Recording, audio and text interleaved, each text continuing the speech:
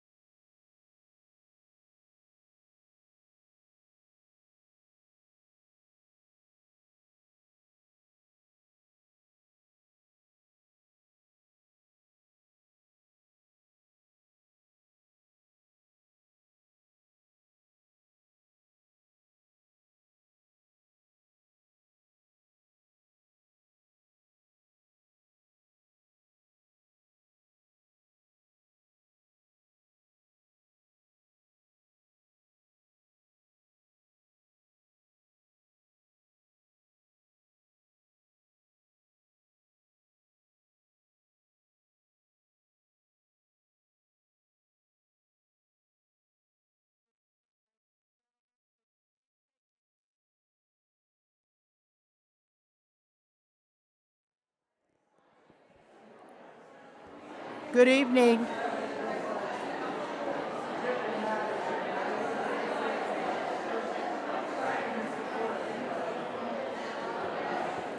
I need a gavel. I didn't bring one.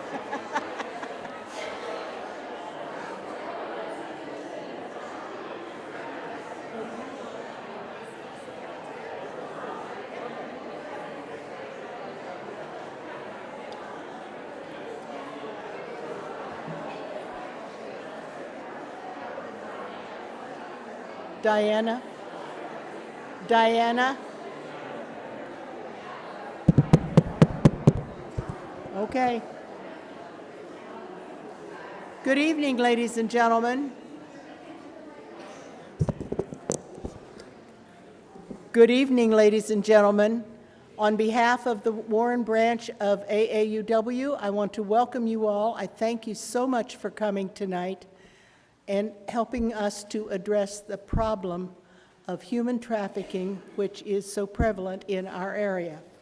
I thank also the presenters that we have who have come to us tonight. You may notice from your program that there have been some slight changes. But we are fortunate to have Stacy Altier. Stacy, where are you? Oh, there. Bill Cranston from the Mahoning Valley Task Force. Laura Barchak from the Harriet Tubman Movement. Judge Renee DeSalvo from the Youngstown Municipal Court, who has created the Grace Court in the Youngstown system, and Nick Santucci, our representative in the Ohio House of Representatives. And we also have Judge Natasha Nadel, who is in the Warren Municipal Judge, who's a former violence against women and sexual assault prosecutor. So I think, and then we are going to have a special feature with Brittany Oldfield, who is a survivor who has recovered or is recovering from being a sexual slave. So we thank you for listening tonight. And Stacy, you have to talk, yeah. Okay, you're up.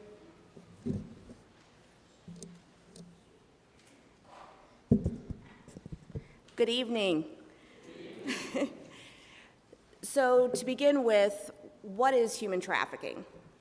Human trafficking, by definition, is the use of force, fraud, or coercion to compel someone to perform a labor or commercial sex act. What does that actually mean? How does that actually affect our neighborhoods, our community, our county? In order to better explain that and to put it in perspective, I'm going to teach you three real quick things. The first will be about pizza, then we will learn about runaways, and then we will learn about a stripper pole. Ready? Everybody awake now? So the first with the pizza reference. Human trafficking was once around the third or fourth most lucrative industry for crime, okay? Then it slid up to maybe third or second. Now it has gone all the way up to first, which is rivaling drug trafficking, if not exceeding those profits, which are hundreds of billions of dollars. The last number that I read was $263 billion in 2024. And I'm sure, depending on what reference you're reading, it's higher.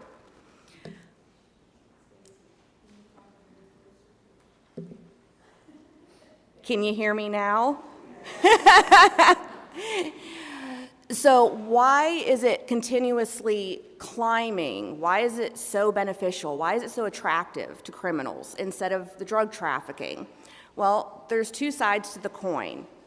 The first being is that ease of product. These humans, these men, women, and children are viewed as product. They are able to be recycled or go on what they call a date, an arrangement for funds, 5, 10, 12 times a day. There is no overhead. They do not have to purchase the scales, the packaging. If they get pulled over on a traffic stop by law enforcement, they can absolutely with confidence say, no, you can search me. You can search my vehicle. I don't have anything illegal. The person with me is my friend, my girlfriend, my boyfriend, my niece, my nephew. So risk versus reward drops down. They don't have a trunk full of drugs like you might think. The second thing is with the profitability, have you ever ordered a pizza? If you've ever ordered a pizza, it's a commodity. That is what these individuals are treated as. And it is so high in dollar amount is because also we're in a digital age now. That has too been pushed into the digital side of things. So, for instance, Hollywood has sensationalized different forms of commercial sex work, right? Think about it. How many of you have seen Pretty Woman? So when we think of that, that's what we think, that stereotype. A female on the corner in a short skirt and high heels. Now, it's as easy as ordering a pizza to order a human. You go online. Would you like thin crust or stuffed crust? Would you like male or female? Would you like white sauce or red sauce? Do you want an adult or juvenile? Now, let's talk about your personal preferences, what really makes you happy, and we're going to add your toppings. That is what the industry looks like now. A lot of it is online. Makes it even easier, right? The second thing is runaways, homeless, and I'm talking about the youth. With runaways and youth, multiple studies have been done, and they all come to the same conclusion. Upwards of 90% of juveniles that are homeless or have run away, within the first 72 hours, they have been propositioned or solicited for sexual acts in exchange for food, shelter, clothing, protection from the other things that are dangerous out there that could hurt them. And of this huge number, 1 out of 4 of them succumb to human trafficking because now it's survival. The median age for human trafficking is typically between 12 and 14. With grooming and all of these other things that we see, because the unfortunate, brutal honesty, again, I'm speaking in typically, the younger the person, the higher the price. Then we have the stripper pole. A lot of times people, because of Hollywood, and we see things like Sound of Freedom, trafficking. We see a body of water, we see a dense jungle. Well, we don't have those things here, so it doesn't pertain to us. You see things like the movie Taken. There's violence. There are SUVs with darkly tinted windows and panel vans. Well, we don't have that running around with, men in suits and things like that happening, so it doesn't pertain to us. Well, a few years ago, right here in Warren, on Kenilworth, there was a house that if you were to go home after tonight and simply in a Google search put stripper pole house, Warren, Ohio, multiple articles come up. Because it is not just a cash flow business. It is for necessities of life, for survival. It is for the housing, the food. And the reason I reference the stripper pole house is because it was deemed that it was a brothel, that different things were moving through, prostitution, things like that. But what they didn't tell you was that when law enforcement went to that home, there were padlocks on everything. There were padlocks on the bedroom doors. There were padlocks on the kitchen cabinets. There were padlocks on the bathrooms. So the individuals that were there, if they wanted something, they had to earn it, whether it was something to eat or to use the facilities. If they did not, then they didn't receive those things.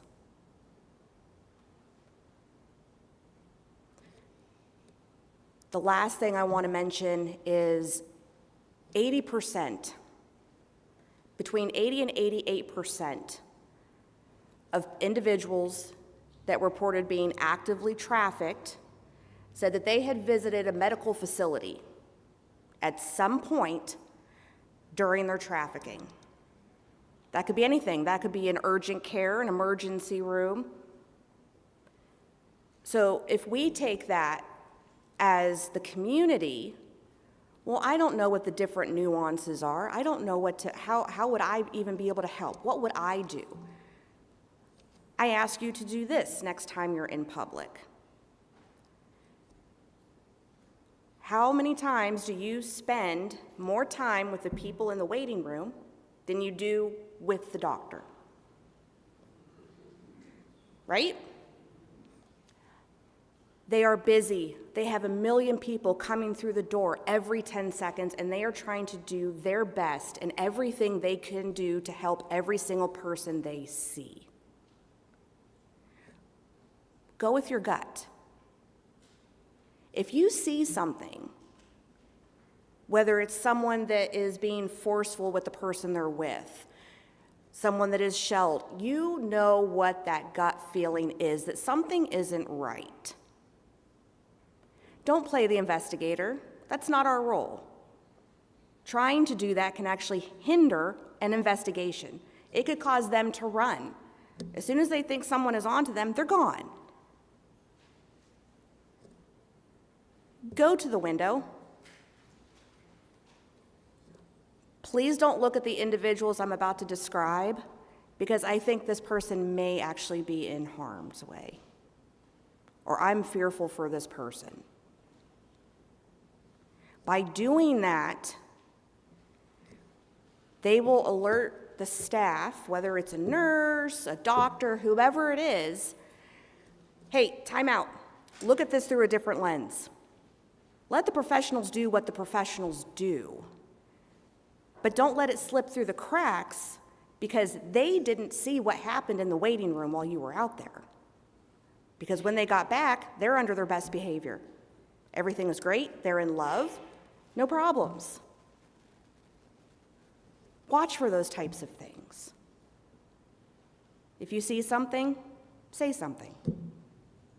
Thank you.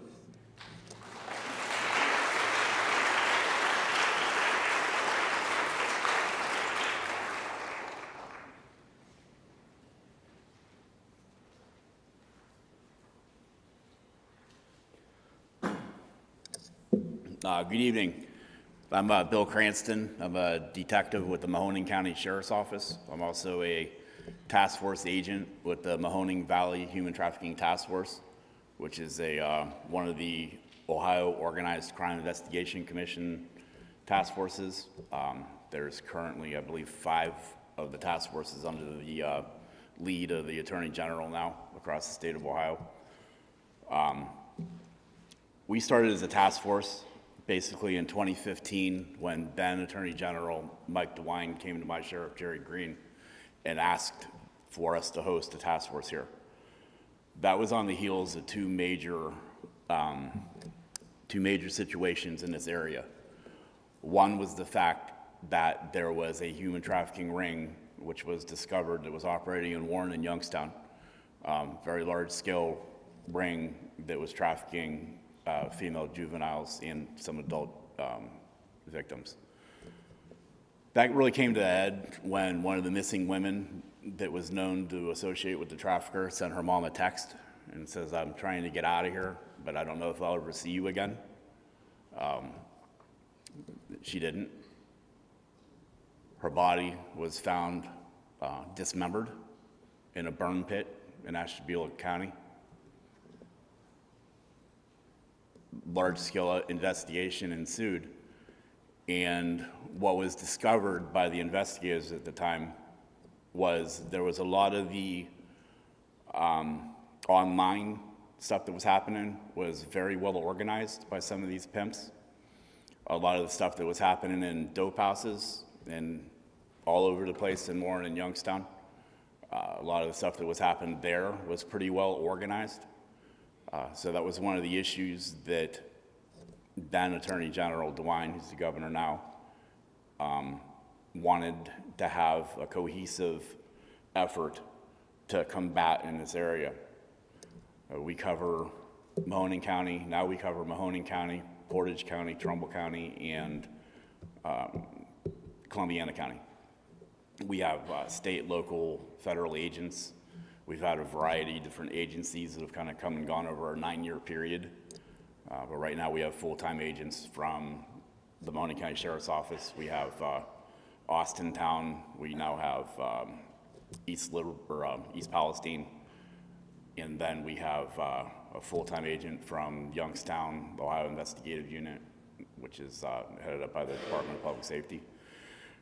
So we perform, well, the second situation that was addressed was that at a certain point in time in 2010 to 2012, there were 10 separate illicit massage parlors inside the city limits of Warren, not just the region, 10 inside the city limits, with another half dozen in surrounding areas immediately in this vicinity. There was a large-scale investigation back in 2010 and 2012, which really kind of opened the door for further investigation. You know, 8 of the parlors were shut down as nuisance abatements, but 2 of them remained open, I'm happy to say that they're now both shut down. That the one where the Tiger was at is now a parking lot. And the Sunny we raided again 2 weeks ago, and we have no intentions of it opening again. So we have kind of a 2-prong thing that we're dealing with half of it being juveniles and adults being sex trafficked. A lot of times it's vulnerabilities that these traffickers will seek out in these victims. An overwhelming majority of the victims that we've dealt with are also addicted to opioids. With that, a lot of people don't understand what the opioid addiction does to a human body and to a human psyche. A lot of people, the misconception is, well, they're just junkies. They're lazy. They don't want to work. They just want to get high. And I can tell you, to a person from probably the couple hundred victims I've dealt with in the last 9 years, that's absolutely not the case. I've once had opioid addiction described to me as the withdrawals from the opioid is the worst flu you could ever imagine in your life. Headaches, nausea, diarrhea, vomiting. Take that experience and multiply it by 10. When you have people in these situations, they don't take drugs to get high. They take drugs to keep from getting dope sick, from going through those withdrawals. And in some of these circumstances, they will do absolutely anything to get that drug. We have one case alone where we uncovered a ring where 100 different women were taken to one guy's house in Austintown Township. We identified probably about 40 or 50 of them. This is over a 10-year period. It only came to light to us because a 17-year-old girl overdosed on fentanyl and nearly died, and then disclosed, she disclosed after that what had happened. We were able to identify 4 women who had taken their children to this man in Austintown. He was charged, the main pimp was charged, a couple of the Johns were charged, the main pimp's mother was charged. The John himself, unfortunately, took his life as soon as we indicted him. But we have that type of a situation in this area where historically and typically we've dealt with drug addicts as criminals instead of understanding the situations that put them into those positions, instead of understanding the situations that keep them in those positions. So the biggest part of our task force, and it was a big paradigm shift. I've been on the Sheriff's Office for 33 years now. So when I started this, I had about 24 years experience. The paradigm was, you treat criminals like criminals and move on. but all you're doing is compounding that problem when you take that approach. So what was taught to us at the time, and which I'd like to hopefully be able to say that we've been able to have some kind of hand in helping to develop over the years in this region, you have to have a team, a multidisciplinary team that provides services. If I, as a police officer, want to make a case against a pimp, I need a witness that's going to be able to cooperate in the prosecution. I'm going to need, oftentimes more than one. So when we, and the people you see sitting up here, it becomes a large team that goes beyond just law enforcement in this task force. So we have victim advocates that are integral part, probably the most important part of our task force is our victim advocacy, that is able to take, one of the individuals that we recover or that we encounter, and to really be able to, kind of guide them through the process, but also address their other needs, because there is a series of needs that were being fulfilled by the predators that were, basically running their life. So once you develop that type of a team that's able to work with law enforcement, you're able to generate prosecutions, and that's our end of it.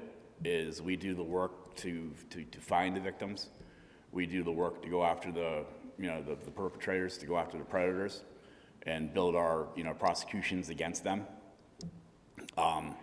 And then we let the rest of the team do their work, and they're part of it. Is that 15 minutes? All right. Well, thank you.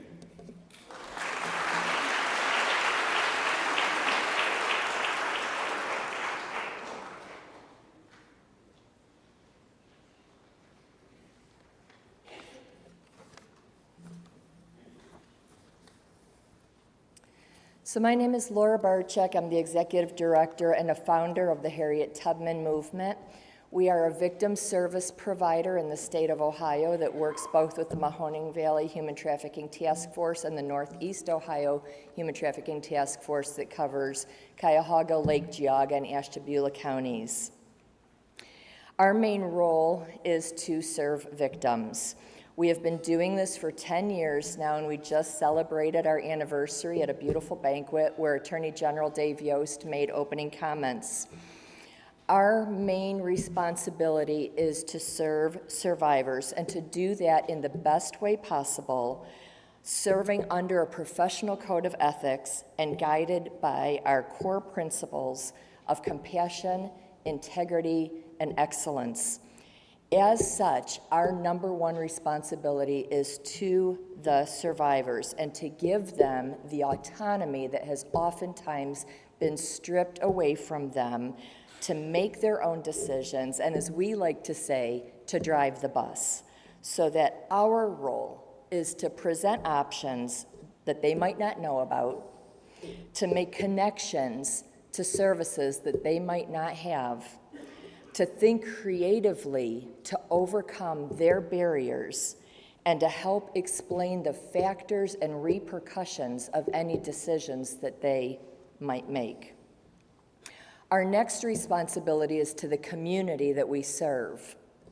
We strive to be a resource to the law enforcement, the social service agencies, healthcare providers, addiction recovery services, the legal system, to serve clients and be accessible and knowledgeable in our field, and to partner to provide services, again, for the best thing for survivors. Lastly, our responsibility is to ourselves. We work to stay humble, teachable, and understand that we cannot do everything. We don't work in a vacuum. We must rely on others. The Harriet Tubman Movement partners with others in the community through collaborative efforts to offer survivors the resources that they need and that other agencies can provide. We don't need to be the expert in everything, but we need to do what we do well and to let others do what they do well so that we can connect and together we can serve trafficking survivors. Doing what we do well means that we meet the standards of service as set forth by the Ohio Attorney General Human Trafficking Initiative and to operate, again, under a professional code of ethics. In all of these areas, as we serve survivors, the community, and ourselves, the one thing that we strive to do is think outside the box. Human trafficking is still a relatively new social justice issue in our nation that many, many people are working together to address on all levels, from community levels to state levels and national levels. As law enforcement will tell you, there is no cookie-cutter case of human trafficking. It intersects with the illegal drug business, as you've heard already tonight.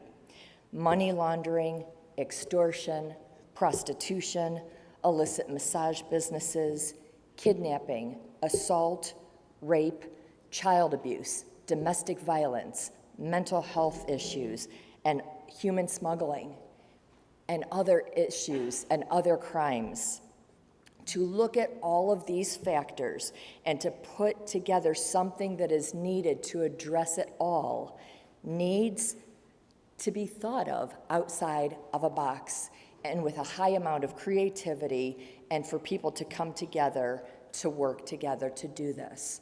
Our laws, our prosecutions, our judicial system, our services to victims need collaboration in a community to create and address this issue effectively.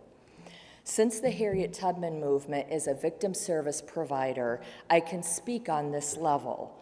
One of the problems in providing services to victims is that we try to take solutions that have applied to other social justice issues, like child abuse or domestic violence, and apply it to human trafficking.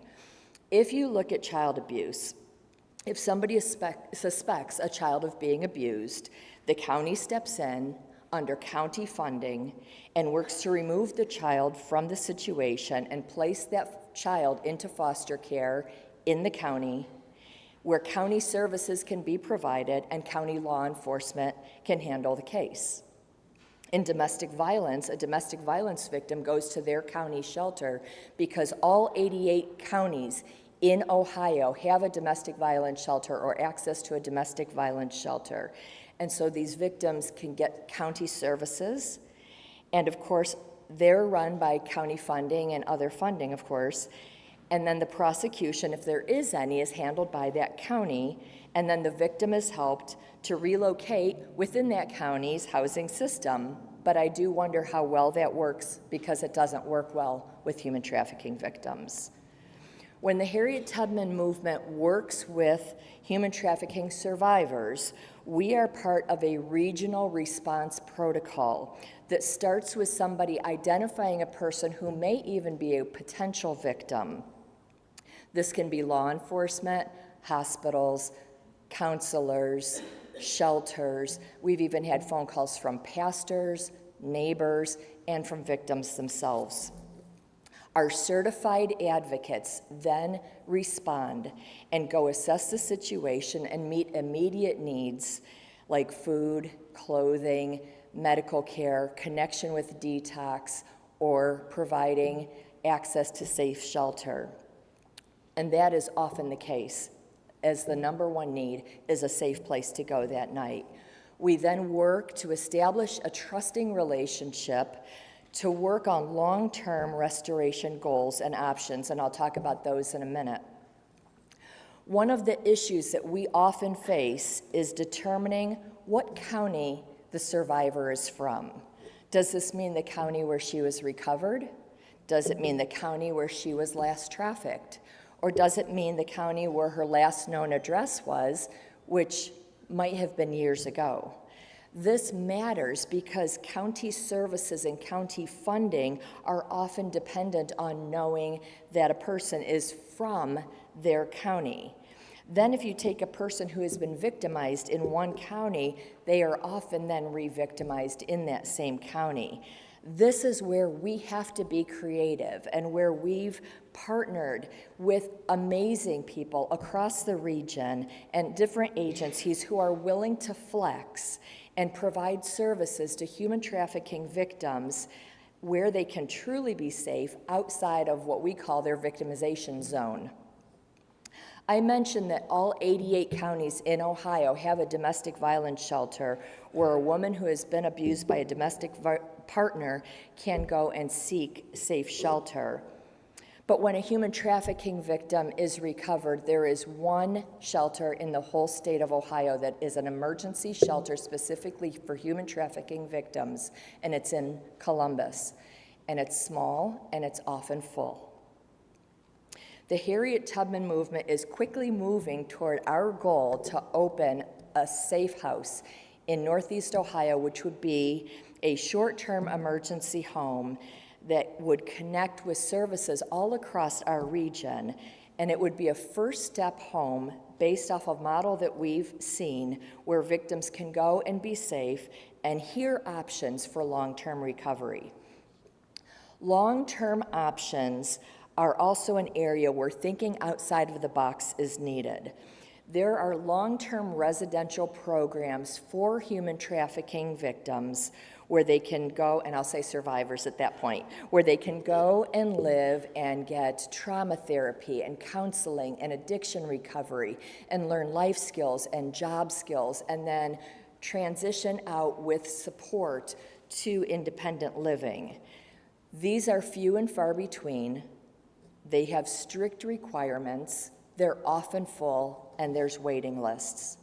The Harriet Tubman movement will look across the country for these services based on the individual survivor's needs and let the survivor choose where she would like to go for services anywhere in the country, regardless of location, and we will personally drive them or fly them wherever they choose to go. But not every human trafficking survivor chooses that road, and that's okay. At the Harriet Tubman movement, the survivor drives the bus.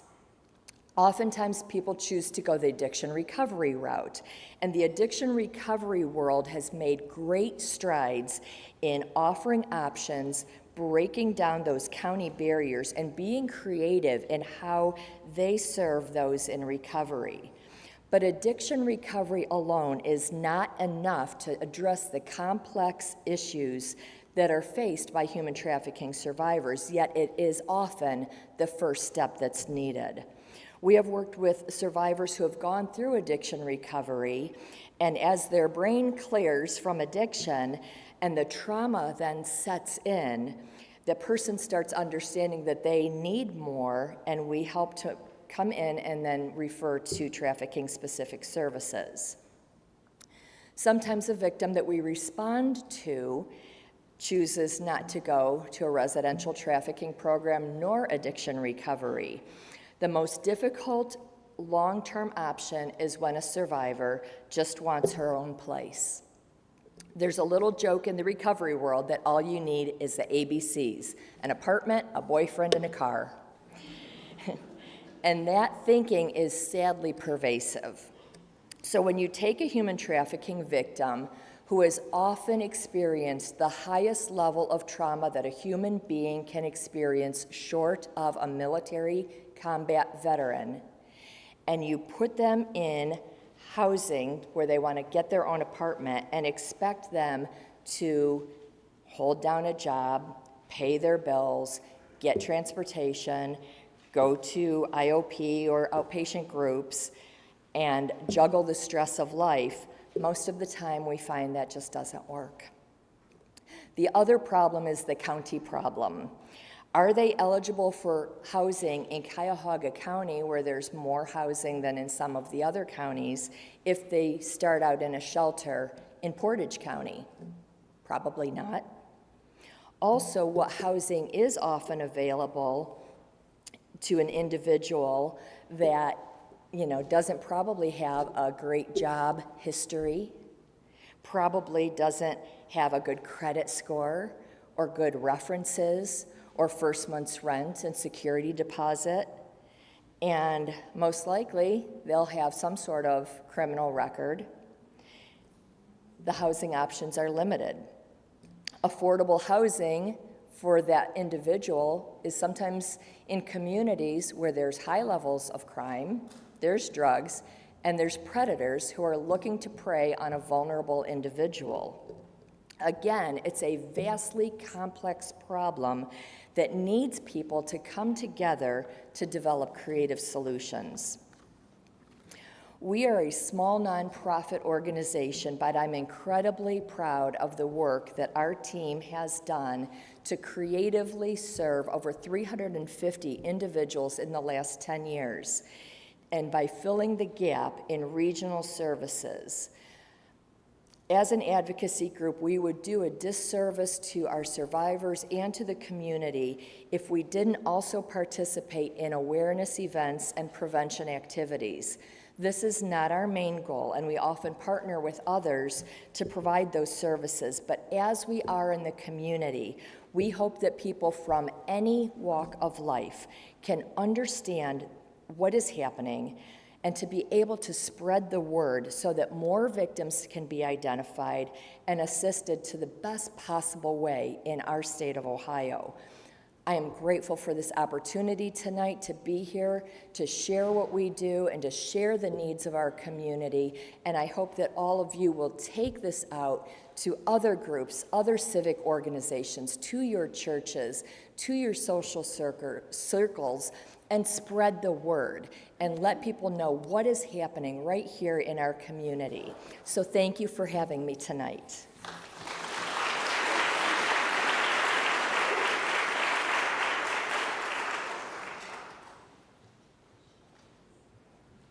Can everybody hear me if I talk like right here? My son would beg to differ. He would say, "You don't need a microphone, Mom."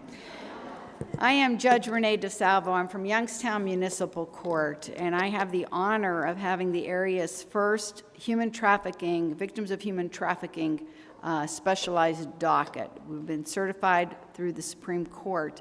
And let me tell you real quick, first, I want everybody to give our little timekeeper a round of applause. She is right on it. And she's not my friend, but I have the utmost respect for her because I can talk about this subject all night long, and it's that man's fault. When I first took the bench back in 2018, I had full intention of having a mental health docket because we have really bad mental health problems in the area to the point we are now criminalizing it.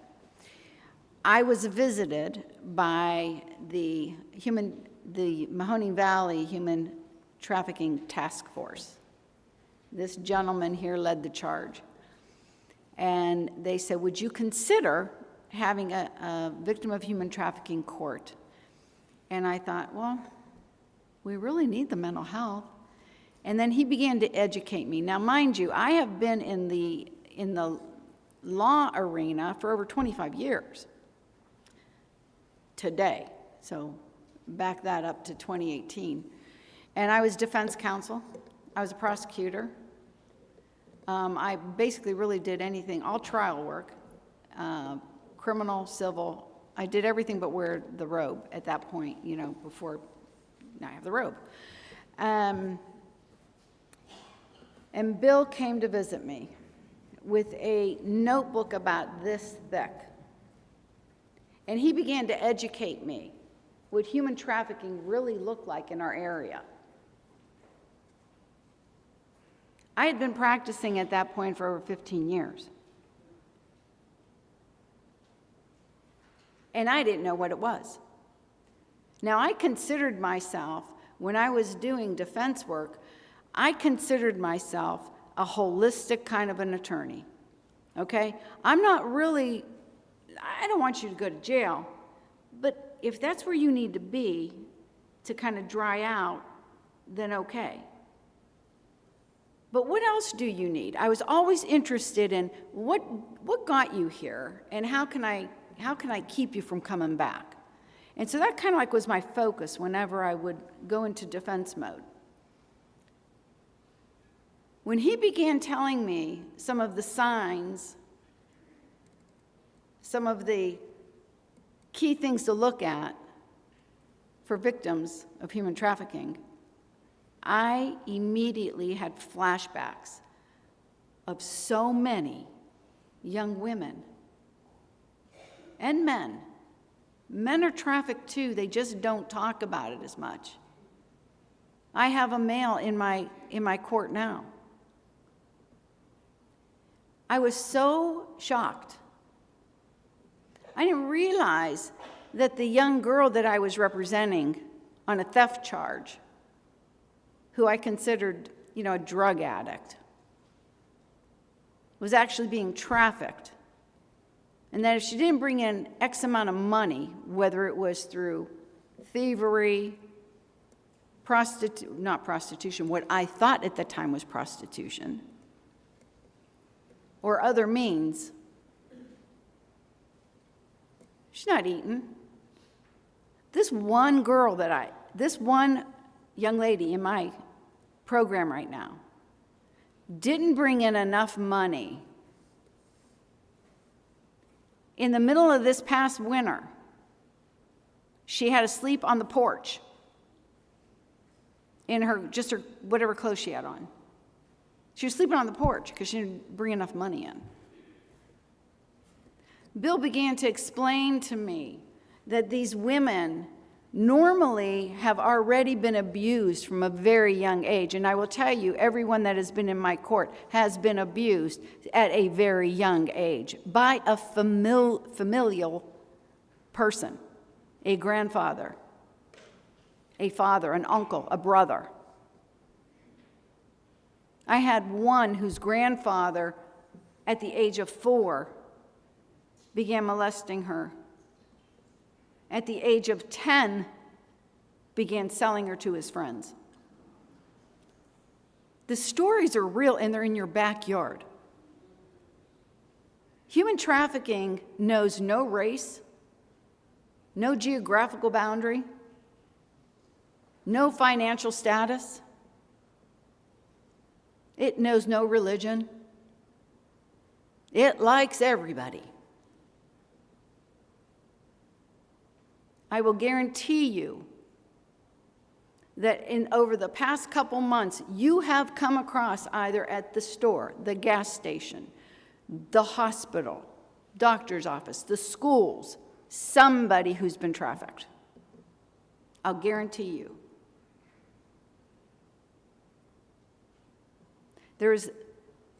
So once Bill presented to me the intensity of what was going on in our area. See, in our area, what we see a lot of are women who are self-medicating for whatever reason, and their drug dealer then becomes their trafficker. That's not all we see, but that's a majority of what we see in the city of Youngstown, and I would venture to say probably in the city of Warren as well.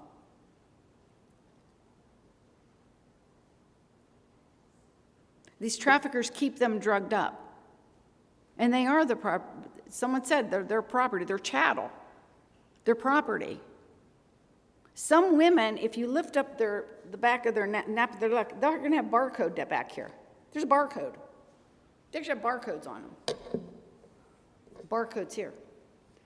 So the barcode identifies the trafficked person, the product, and then the numbers underneath detail something else.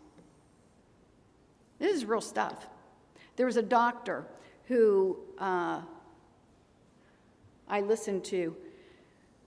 She didn't know much about human trafficking, so she worked at a clinic. A young woman comes in with a gentleman into the clinic. She had she needed to get a vaginal check. She had a really bad infection. The man did all the talking. She didn't hardly even look at the doctor. The man did all the talking. He had her identification. He had her health card. He did all, he was right there. Even during the exam, And the doctor was like, this is kind of weird, but the girl, he says, I'm staying. The girl's like, yes. When she examined the young lady, there's a dollar sign on her upper thigh, tattooed, a dollar sign. That is a mark of someone who's being trafficked. The doctor didn't know that. The doctor had no training in human trafficking. So what do you think she's thinking? Oh, these people, this is the way they choose to live. Pretty much like I was thinking. Like, why would you want to just go and sell yourself? Why would you want to do that? Nobody wakes up one day and says, I'm going to sell my body. I'm going to be a drug addict. Nobody does that. Something brings them to that spot. We can't be quick to judge. Everybody has a story. Everybody has a story. So this doctor, fast forward, she's going to, we have to, everybody, a lot of professions have to do continuing education. The doctor had to do one as well. And they are now implementing human trafficking courses for beauticians, nail techs, physicians in the law. Ohio needs to kind of step up with that one. Not that that's your issue, Nick. That's a Supreme Court. It's a Supreme Court. Now, I'll talk to, Ohio really is so much more ahead of the game than some of the states. So I thank you to the legislatures. We'll talk to you about that in a minute. So she goes, she gets this training, and I'm trying to rush because I know that woman's going to hold up that sign. So she gets this training, and doesn't it happen that I really can't be bound here. Doesn't it happen a couple months later, the young girl comes back. She's pregnant, and she has another infection. Dude comes in with her. This time, the doctor was more aware. Same thing happened. He had her identification, her medical card. He's doing all the talking. And she looked at him and she says, you know what? I need to take her back here. Well, I'm coming. No, you can't come. You're not allowed to come. You're going to stay right here. I'm not examining her. She brought her in the back and she had a talk with this young lady. And she knew some of the passive questions to ask because you got to be very careful. I have worked with drug addicts, got them in drug court. I've done veterans court. I've worked with so many individuals, defendants who have issues. I've never worked with a more difficult and challenging group than victims of human trafficking. The trauma that they have gone through, untreated trauma, most from a very young age. Their life revolves around manipulation. They're being manipulated, and they have to manipulate in order to survive. So you think they're going to be all open and trusting? No. These girls that come into my court will lie to my face, and I'm telling you, they could get Academy Awards because you believe them. They will lie to my face. They will do whatever they can to get their way, to get their need met, to say what you want them to say. But if you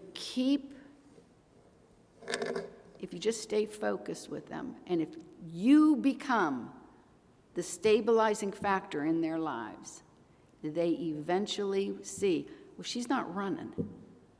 She's not running from me. This judge isn't cursing me out. She really does want to get me help. I'm telling you, it has taken some of them over a year. And I meet with them every other week, sometimes individuals, I'll meet with them before. Where's Jackie?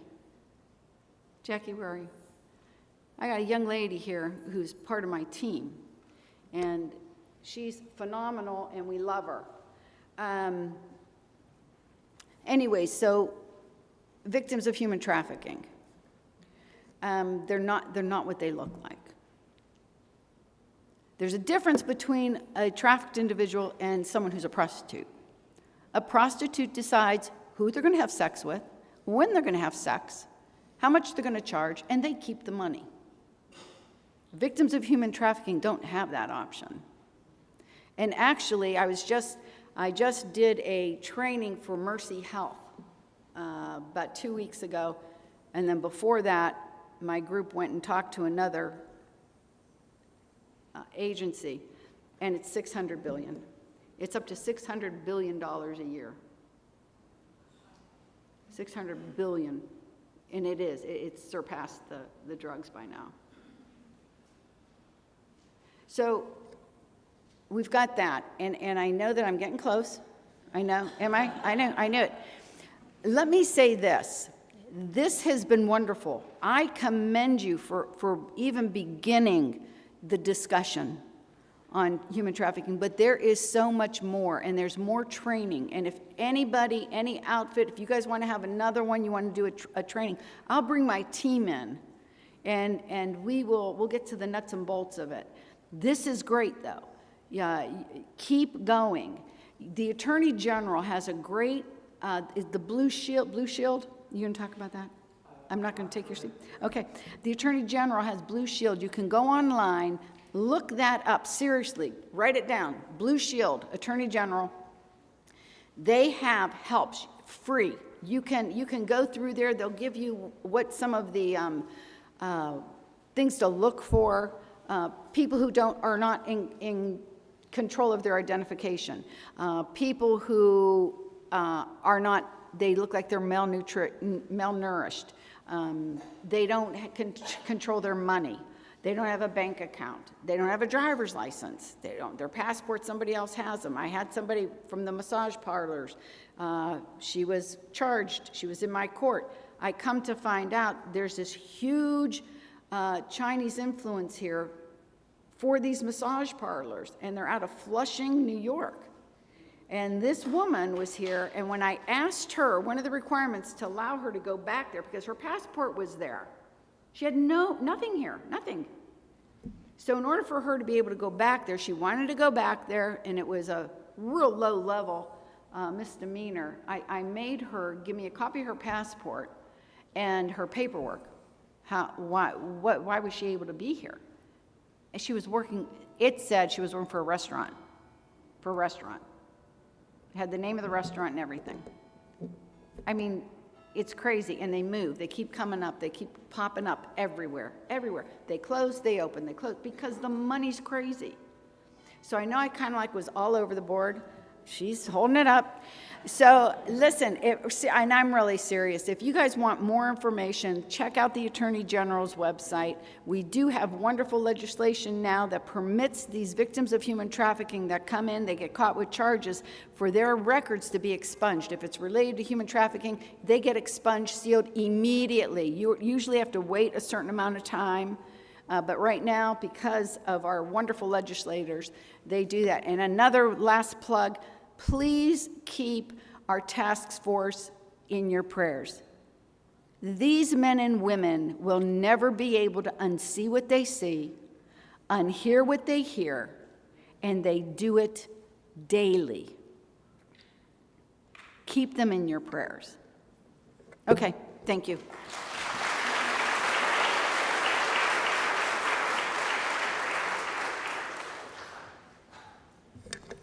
Good evening, everybody. Can you hear me okay? We're all trying to figure out how this microphone works. I appreciate the opportunity to be here with you this evening. I'm Nick Santucci. I'm the state representative for the 64th District. Warren City is my metro city that I represent, so you're in the heart of District 64. So thank you, first off, to everybody here tonight. I think my involvement in human trafficking has been a lot different than some of the stories that you've heard this evening, but it's events like this that help raise awareness of just how severe this problem is. And I'll explain to you a little bit of how I got involved. My background, I grew up in Howland, graduated from Howland, moved away to John Carroll University. I graduated from there, and I moved back home. And just like every young person that moves back home, you think your home life is, your home, just in general, is the best area in the state. And it is. I think we have a lot to offer here in Trumbull County. However, I begun working at the Youngstown-Warren Regional Chamber and really learned about economic development, what it takes to attract businesses and families here, how do we keep businesses and families here, and how do we retain everybody and grow as a region. So when I got elected in 2022 as state representative, I took that same vision and that model to Columbus. And I began asking some of my colleagues, what is it going to take to make Ohio number one? And I have a legislative aide, her name's Katie Blatter, and she and I deep dove into Ohio's challenges and what we face here. And I was alarmed and shocked at what we found. A lot of it we knew. We have a drug issue here in our market. 40 to 60% of applicants fail their drug tests when they go through an interview process. That's a problem. But what I didn't realize is that how prevalent human trafficking was in our region alone. Ohio as a whole ranks 4th or 5th worst state in the country for human trafficking, depending on what study you look at. 4th or 5th in the country of human trafficking. Of our market, we have 8 metro cities in the state of Ohio. That's Cleveland, Columbus, Cincinnati, Dayton, Toledo, Youngstown. We rank 4th. Youngstown Warren Boardman MSA is ranked 4th of worst in the state of Ohio. So we began to look into that. Why is that? Some of it is our access to freeway. We have it's a blessing and a curse, really. We have great access to freeway. We can transport a lot of product in and out of our region, but that also comes with a lot of severe concerns, and human trafficking is one of them. So as we continued to deep dive into this issue, I found that children were being human trafficked. I found that individuals with disabilities are being human trafficked. And I thought it was extremely disgusting. So I began asking my colleagues throughout the state of Ohio, I said, are we doing anything on human trafficking? Well, we know it exists, but we're not touching it. I said, okay. So I went over to the Senate, my colleagues in the Senate, and I said, human trafficking is a major problem. Here's the data that we're identifying. What are we doing about it? Not quite sure. We're not sure how we're gonna solve human trafficking. So I went back to my aide and I said, we've got to figure out what next steps are to begin to send a very clear signal to the state of Ohio and to the country as a whole that if anybody is caught human trafficking in the state, they're not welcome here. So we looked at the law that we currently have, and I introduced a bill, House Bill 47. Last General Assembly, it was House Bill 377. But this year, I reintroduced that bill. We weren't able to quite get it across the finish line. So I reintroduced it this year. It's House Bill 47. And it will increase the penalties for human trafficking in the state of Ohio. And what that does, and my hope, is that if we catch you here in the state, and our hope is to pass the bill, get it over to the Senate hopefully will pass it, and we'll send it to the governor for signature this General Assembly. But the idea was to send a clear message to everybody in the state that if you're participating in these disgusting acts, we're going to catch you and expect to go to jail for life. You're not welcome here in the state. Thank you. And on top of that, we have to send a clear message to everybody else in the country that if you come into our state, you're not welcome here. And I'm a state legislator. I travel to Columbus and I work with the governor to write laws for the state of Ohio. I don't go to Washington, D.C. And work with the president, so I'm based out of Columbus. It's my role as a state legislator to protect the folks that live in this district or in this state. And, oftentimes we're bound by district lines, and, we have a state rep that represents the northern part of Trumbull County. His district goes up into Ashtabula.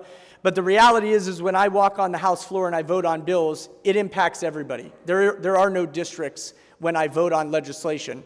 And I had talked to the governor, and I'm proud to say I've talked to everybody here that is sitting on this panel, and thank you all for your work and what you do.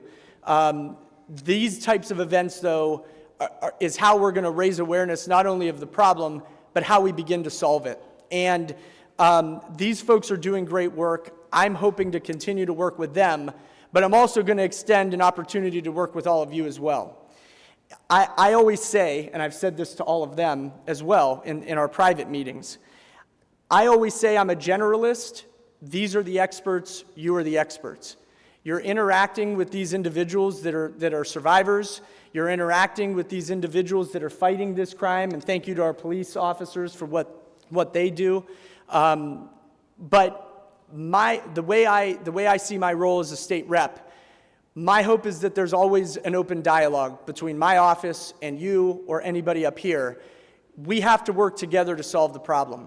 I can write all the state laws in the world that I want, but if I'm not writing the proper state laws or we're not moving the needle to solve these problems, then the issue never gets addressed. And for us, and to circle back, for us to attract more families here, we're losing population in the state of Ohio, we're losing population in Trumbull County. Families want to move into areas that are safe and protected. If the state of Ohio is ranked 4th or 5th worst in the country, it's no wonder we're not attracting more businesses and people here to our state. So my ask of you, all of you, is have that open dialogue with me, interact with me. If there's things that you think we could be doing better as a state, I want to know that. I can't always solve all of the problems, but I will get you in touch with the experts that can. But use my office as a way to interact with me, to tag team with me, so that we can move the needle on solving this issue. I think it's disgusting. I think we, as this beautiful state that we live in, are better than this. And I'm really grateful that I'm looking into a crowd full of people that are interested in helping to solve this. So extremely grateful for all of you, extremely grateful for the work that these experts are doing. Thank you to the folks that worked really hard to put this event together. And I also want to apologize to you. I'm going to have to scoot out a little bit early, but I do have business cards. I'm going to leave them with Lindsay. So please see her if you want to get in touch with my office. You're welcome to Google me. I have a state website with all of my contact information on it. And God bless all of you. Thank you for what you do.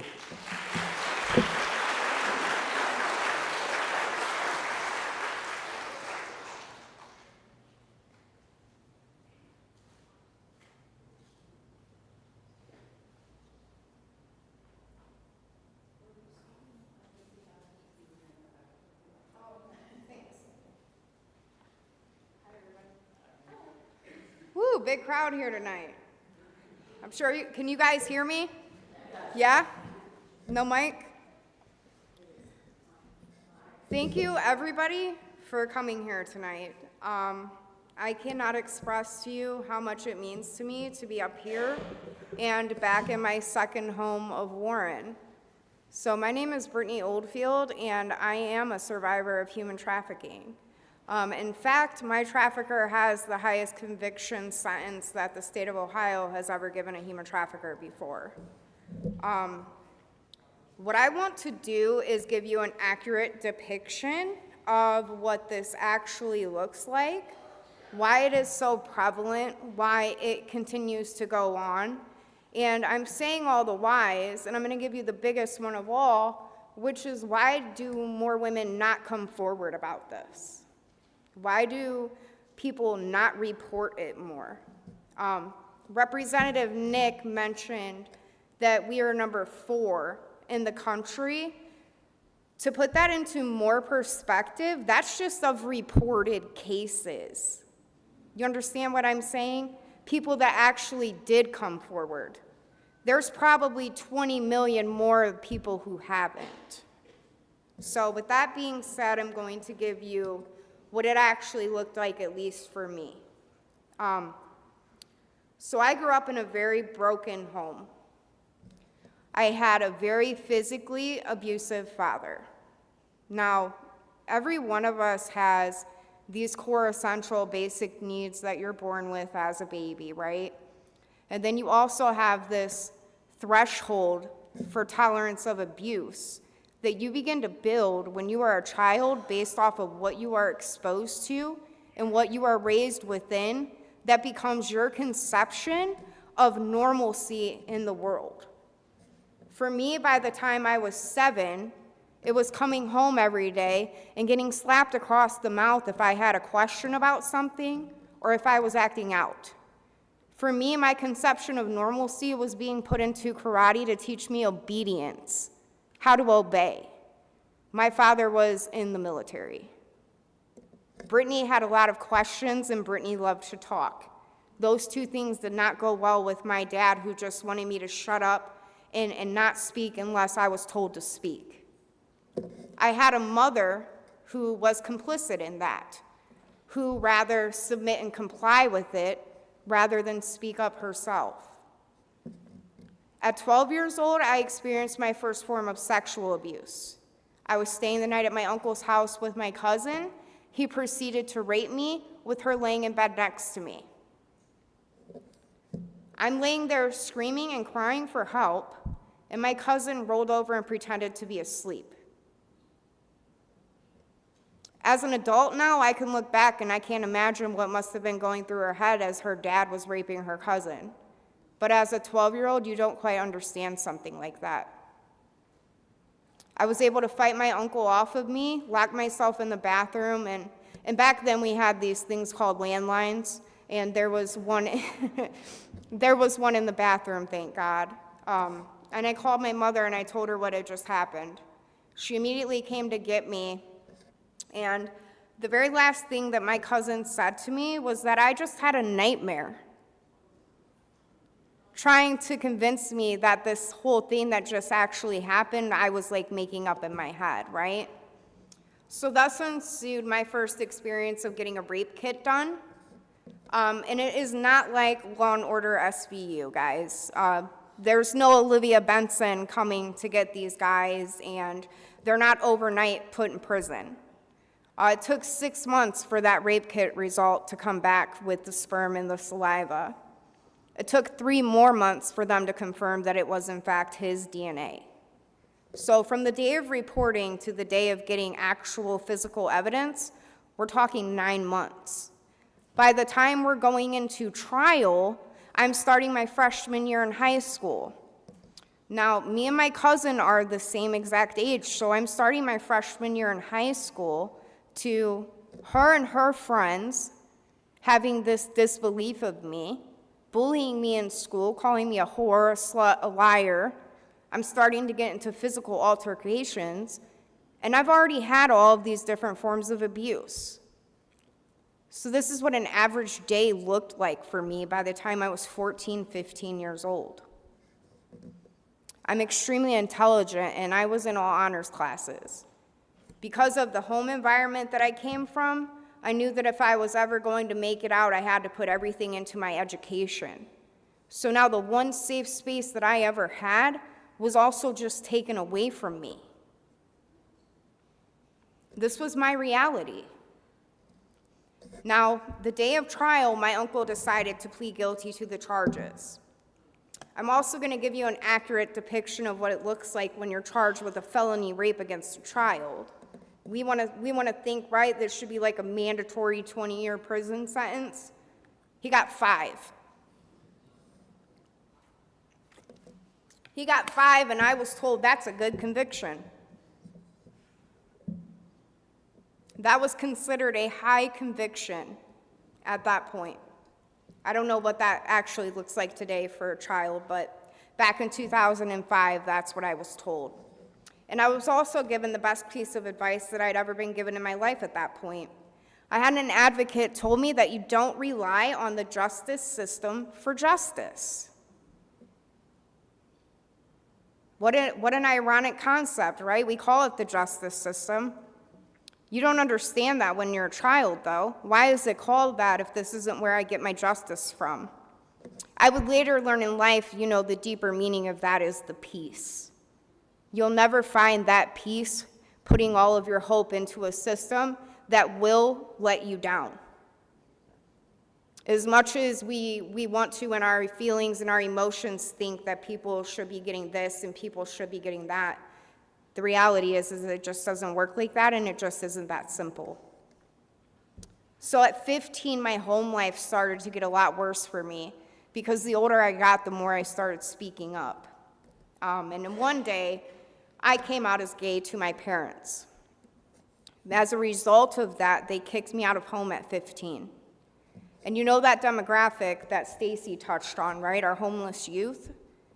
When you're 15 and you have no roof over your head and you don't know how you're going to get your next meal, that is a prime age for a predator to open their door to give you a place to stay and fulfill all of those basic needs.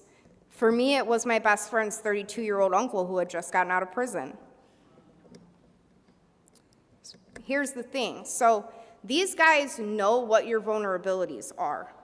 Not only was I very young and naive, but I came from a broken home, right? So those basic needs that I told you about, he filled every single void that I had. I walk in the room, he's smiling, he's happy to see me, right? He's pumping me full of drugs and alcohol, so I also feel great. Now I'm numb, I'm not hurting, I'm not in pain anymore. And he's also not beating me whenever I ask a question. So he's beginning what is called the grooming process of me. Now I trust this man. He's the only figure I've ever had in my life at 15 that I genuinely felt like cared about me. And I was surrounded by adults with nobody guiding me and telling me perhaps something might be wrong with this situation. I was in a room partying full of them, 30-something-year-olds at 15. Do you think any of them spoke up and thought perhaps something was wrong with this scenario? So how would I at 15 be able to identify that? And before I knew it, he started trading me to crack cocaine dealers for crack. At 15, I had a crack pipe put to my mouth and told I needed to hit this substance and do what I was asked to do. My survival response already was to submit and comply. All of the abuse that I had already been exposed to, that threshold that I told you about, mine is huge at this point, very stretched out. And I don't know anything outside of the life that I have had. And this proceeded to go on for 2 years of me being trafficked by him. At 17, the police showed up to raid our house. He sent me down to open the door while he flushed the drugs down the toilet. And I got down there and they kick in the door, they throw me to the ground, put the guns to my head, and I tell them I'm only 17. They don't ease up on me. In fact, they don't even believe me. They cuff me and I'm in nothing but a t-shirt, completely bottomless, no panties. Brought upstairs cuffed, sat on a couch spread eagle in a room full of male detectives. Again, still don't believe me that I'm only 17. It wasn't until they cuffed my trafficker, brought him into the living room and sat him on the couch across from me, and he said, "You guys might want to ease up on her, she's only 17. Then and only then did they take the cuffs off and let me go put some pants on. Nobody called my parents. Nobody separated me from him to ask if I was okay. They knew they were there for probably at that point 18-time convicted felon, and I'm 17. You know, a million different red flags in this scenario and not a single person there to help me, rather treating me like I'm the criminal, making it that much harder for me to ever identify that I might be the victim in something. It's starting to build this foundation and reinforcement of belief that I'm the bad guy and I deserve everything that's ever happened to me. It takes years to undo that and stuff that I'm still working through today, to undo that foundation from my childhood. So they take him off to jail that day. I call home and I'm begging if I can come home. I agree that I'll go back to school. But a week after I get home, I find out I'm pregnant. I'm pregnant by the guy that just trafficked me for the last 2 years. And I'm faced with a decision that I don't know how to make. Do I keep this baby or do I not? And I contemplated on it for a week because I didn't know how I was going to look at my child every day. It would be a constant reminder of what I just had to endure. But I decided to keep my child, and I have a 15-year-old son now. His name is William. I always get sensitive when I talk about him.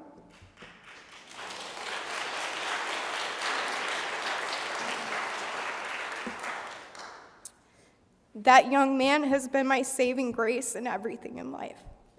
And that was the best decision that I ever made because it always gave me a reason to fight to live. For 15 years of my life, on and off, I was trafficked. The last trafficking experience that I'm going to talk to you about is the most recent one with the conviction of 184 years. I would love to expound so much further on a lot of different things, but I know that I'm on a time crunch, and I'm long-winded too, Judge DeSalvo. So, in 2017, I just gotten kicked out of rehab, and I'm homeless again. I have no familial support because that is something that never got healed through the years. In fact, that broken home never changed. Still to this day, I have no relationship with my parents. So I'm homeless and I'm sleeping in a shed in the middle of winter in the state of Ohio. And I have a friend who has a friend. It's always a friend of a friend. I didn't know at the time this is a trafficking deal taking place, right? She's getting something for offering me to this guy. Tells me she has a friend who can help give me some kind of shelter, probably help me get some money, definitely can feed me, so I have him come pick me up. I knew immediately getting into the car that this is like a big-time drug dealer kind of guy. He had a gun on him, driving a fancy car, and when you're from the street, you just know. You always just know that kind of guy. So we pull into a motel, and I don't even have a cell phone at this point.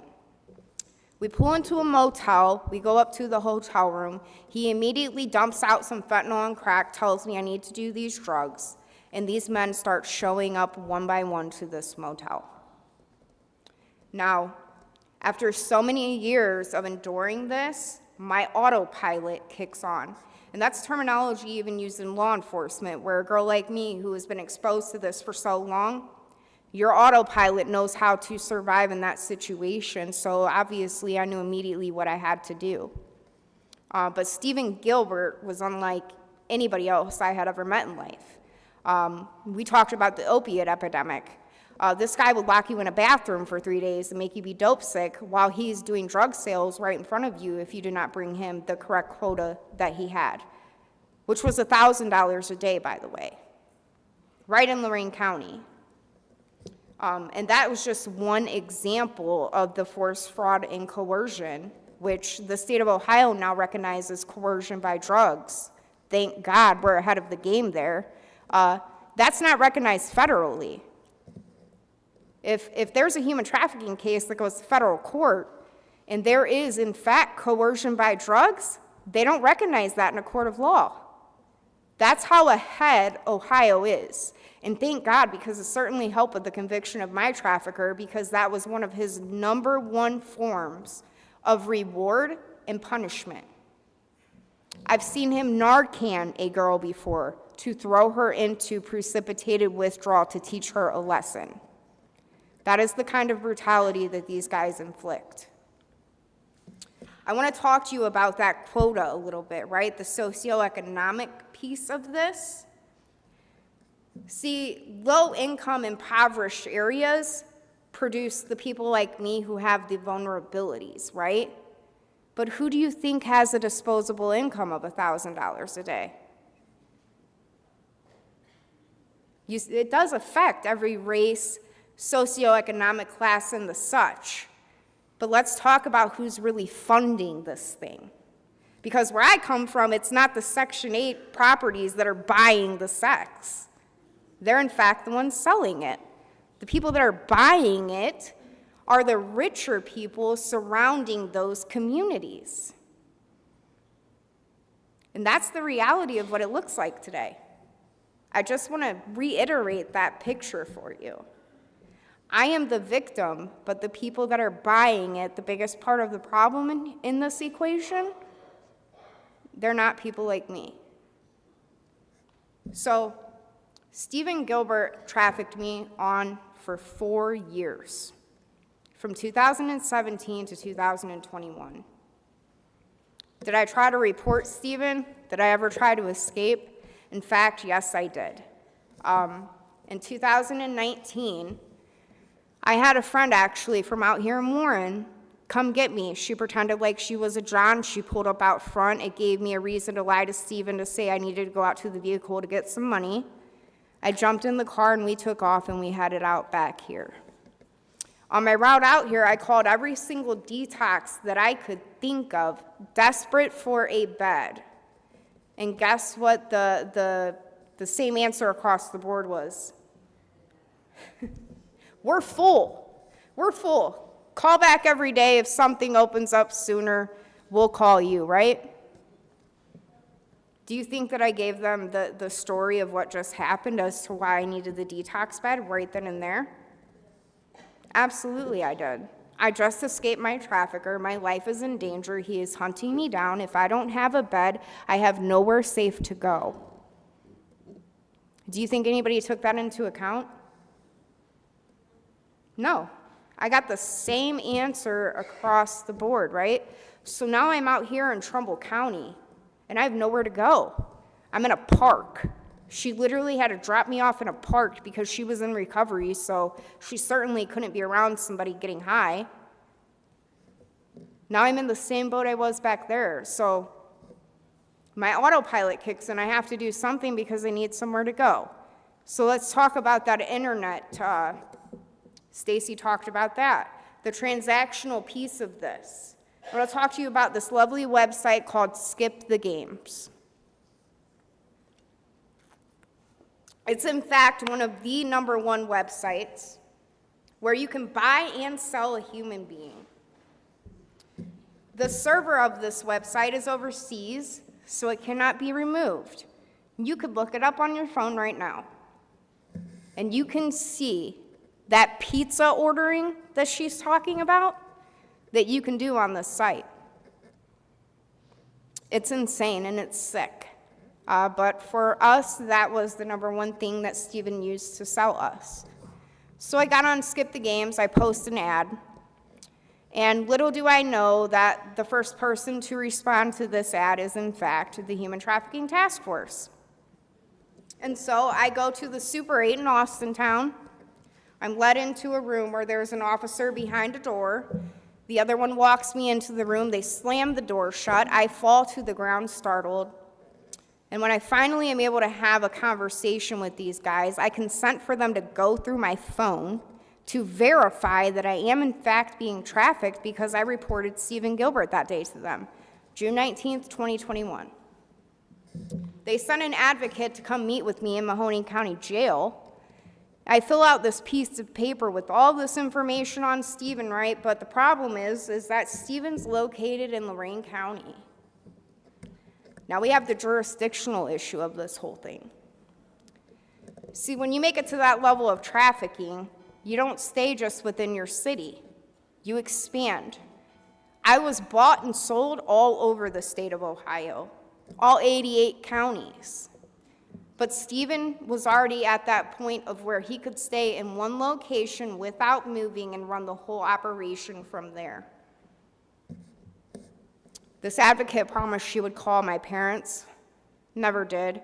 And when we got down to where I had to fill out Elyria, Lorain County, they wanted nothing further to do with me. In fact, I woke up in jail the next day with my face on the front page of the paper with a news article headlined that I had been a prostitute since I was 15 years old.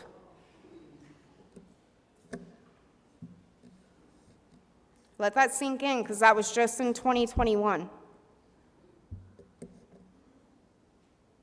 Who do you think was waiting for me when I got out of jail? Guess who was in a whole lot of trouble? Because not only did I leave, but this news article included that I met with the task force. Verbatim.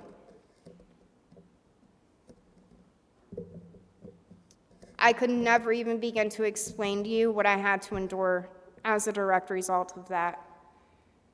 And I was trafficked for 2 more years of my life that I'll never get back.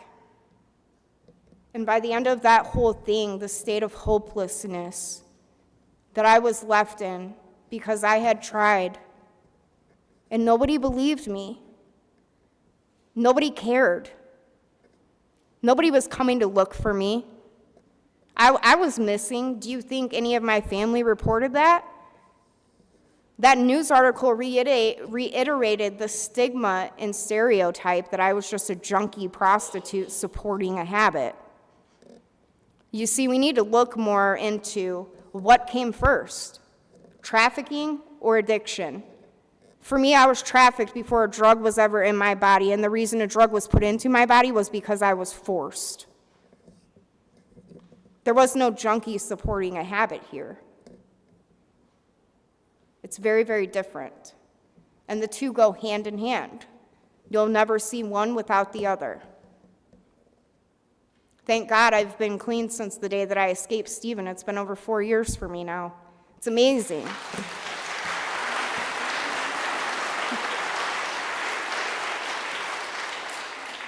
It's amazing what happens when you stop being trafficked. Trafficking stopped, so did the drugs. Just like that. April 25th of 2021, I was able to escape Stephen. I'm going to paint a picture for you of what that entails, so you know that what I had to go through to endure that. Because I want you to see people through the lens of the way that you're about to look at me right now when I tell you this story. Every girl, man, child that you come across that may be a survivor, I want this moment to be ingrained in you so that you look at these people with the same compassion that you're going to look at me.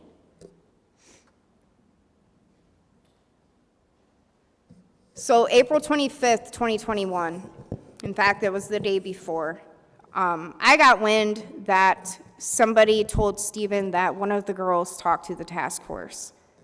I had already spent the last 2 years reproving myself to him, so I, at that point, had a little bit of freedom again, right? But I knew what that would mean for the rest of the girls and him trying to find out who it was that snitched. I knew the consequences that they would have because of it. And he would go through each and every one of us to beat it out of you.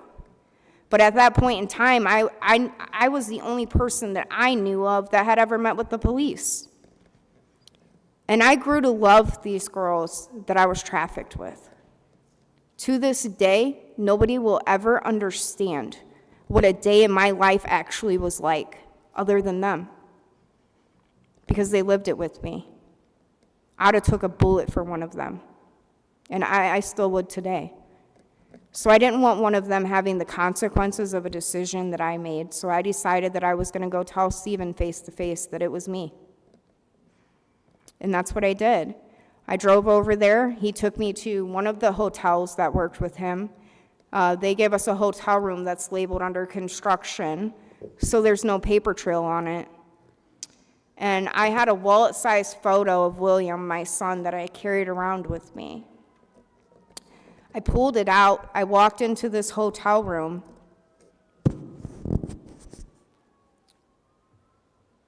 I laid it down on the ground. And I put my hands on the back of my head just like this. And I looked down at Will because I wanted him to be the last thing that I seen before I died. Stephen's behind me, gun to the back of my head. And I say, Stephen, if you're going to shoot me, please do it now. I'm the one who told on you. And I braced myself because I had never been more sure that in that moment I was going to die. The kind of evil that these men are, though, they know what your biggest vulnerability is and how to punish you the worst. So he reholstered his gun and he proceeded to brutally rape and sodomize me.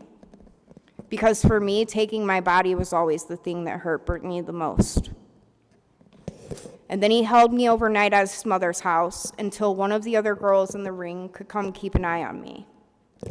I get over to her house, and I knew that if I was ever going to make an attempt to escape again, that it was now or never, because I just sealed my fate with him. By telling him I did tell on him, I knew that I would be murdered. It was just a matter of when, not if.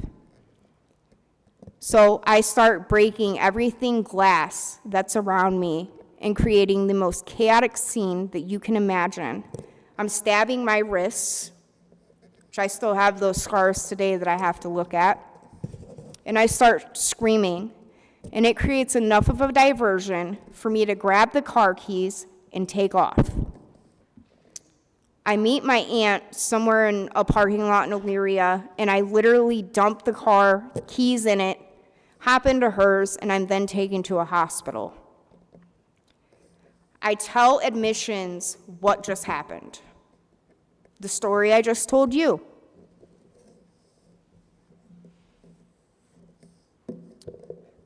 They said I was in a cocaine psychosis and suicidal.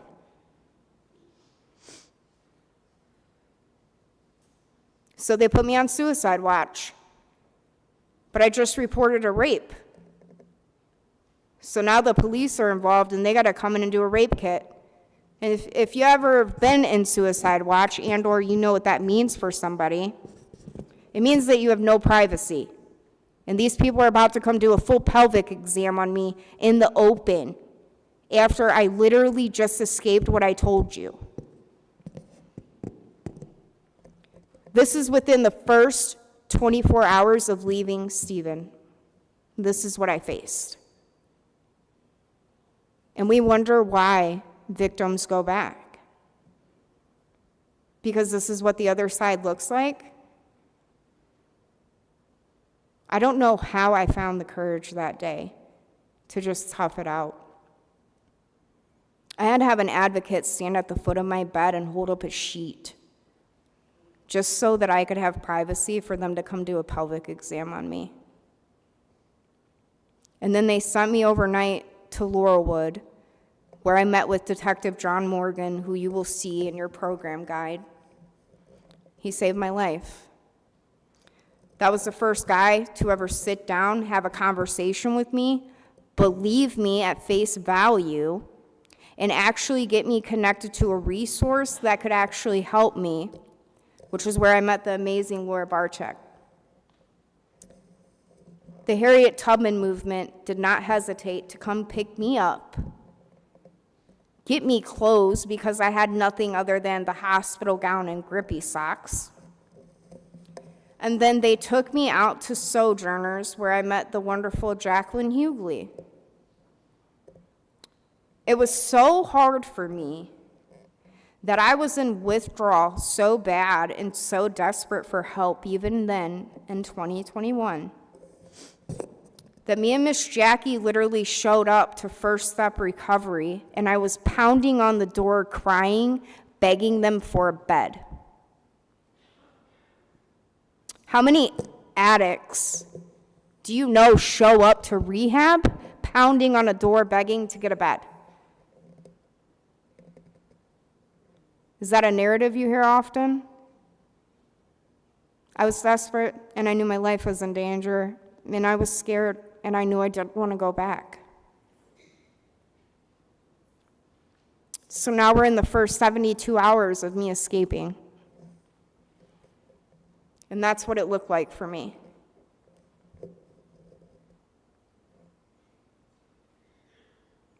Now, thank God somebody drove past that I knew. It was a peer supporter, a local guy out here, Cole Kurtz, and he got me into a detox program. And then I had to stay at Sojourners for 30 days before I could go to the addiction and human trafficking facility in Lexington that I picked. Those programmings that Laura spoke to you about. I went away for a year. And when I got back home, I had to prepare for trial. Stephen had been charged with a 58-count felony indictment. 58. So I have to relive 4 years of the most traumatic moments of my life now, after I finally just got some peace and healing. And this is year 1 of my journey. And thank God my trauma doesn't work like most people. See, Brittany doesn't forget a single detail of a single moment of anything that ever happened to me, which made me a phenomenal witness on the stand. But most women like me, they have gaps. They have fog. They can't recall, and so now they're a liar or they're making stuff up. So I was one out of 10 girls that were subpoenaed. But altogether, throughout the 4 years, there was probably 40 or 50 of us in and out. I just ended up, unfortunately, being one of the core girls who wasn't allowed to go. Now, we get to 1 month before trial date. And the prosecutor of this 58-count felony indictment calls me up to the courthouse to proceed to let me know that they have decided that they're going to offer Stephen a 10-year plea deal for 58-count felony indictment. I just want that to sit with you. 10 years.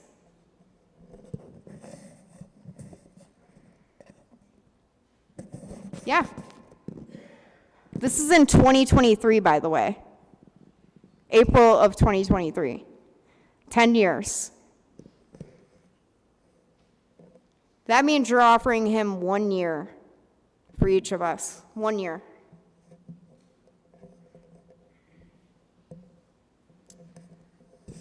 Thank God I found my voice at that moment, because I stood up, and excuse my language, I know we're in a church, but I'm going to tell you what actually happened. I am. I looked at the prosecutor, Matt Kern, and I said, "You're a fucking enabler. You're part of the fucking problem. I don't know how you sleep at night. And you are no better than a human trafficker for telling me whether I am okay or not with this plea deal. This is what you are doing." And then I left.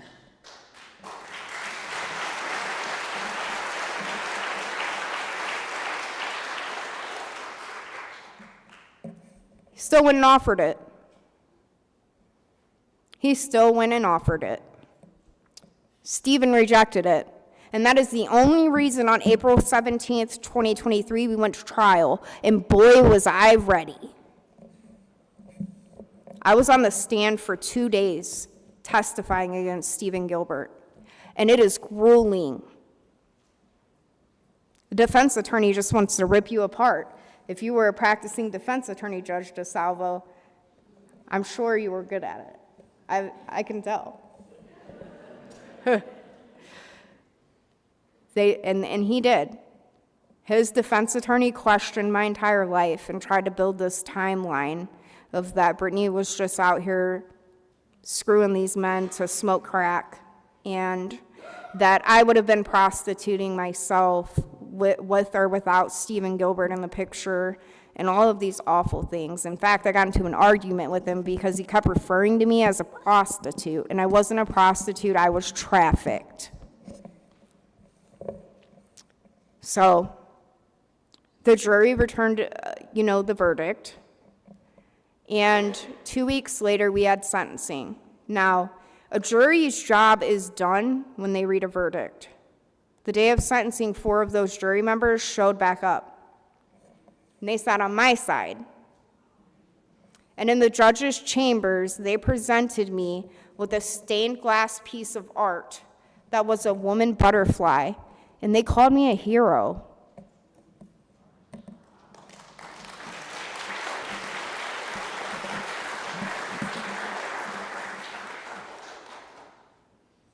They called me a hero when for 15 years my own parents called me a junkie piece of crap. These complete strangers who didn't know me other than my testimony.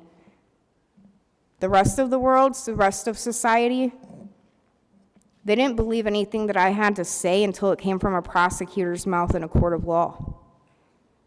This narrative that I'm giving you, it never changed. It didn't change when I was 15, 16, 17, 18, 19. The story was always true, just nobody believed it until we got a guilty conviction. And do you know that I'm the 1% that will ever have that day in court? In fact, what are we in, May of 2025? I'll give you another fun fact. My jury trial human trafficking case is the last jury trial human trafficking case the state of Ohio has had.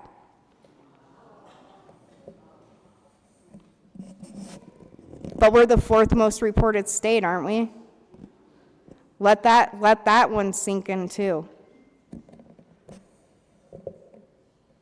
over 2 years ago.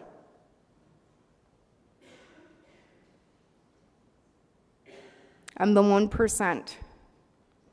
So I've chosen to spend my career giving a voice to the other girls like me, the ones who will never be believed by the rest of society, the ones who want to be heard, or the ones who are too afraid to speak up and they want somebody to speak for them. I meet them where they're at and let them know that they're not alone in that. I can admit some of the awful things that I've had to endure and some of the awful things that I've had to do to survive. And nobody's alone in that. It's a safe space to talk about it with me. Another thing that I do is I prep other women for trial. Not just human trafficking, but rape, kidnapping, the plethora of those kind of charges. I had my first trial when I was 14, and I had my second when I was 33. Had to get the age correct, 33. So I've spent my career actually preparing these other people for what that's actually going to look like, right? And the one piece of advice that always stuck with me, like I told you, is that you don't rely on the justice system for justice. Thank God I went to a faith-based facility for the human trafficking and addiction recovery part of my journey. But I will tell you, going into it, I did not know that it was faith-based at all. And had I heard that little tidbit of information on the phone, there's a negative 1,000% chance that I would have agreed to go. At that point in my journey, I blamed God for everything. In fact, when I got there, me being the intellect that I am, I first opened a Bible to argue it. Because of all the years of the Bible being around, I thought I was going to be the one to prove that it was false. And I found myself being unconditionally loved and supported by this faith-based group of people more than at any other point in my life. I found them being the main people who were trying to give me the help. And before I knew it, I found myself coming to believe. And I accepted Jesus as my Lord and Savior.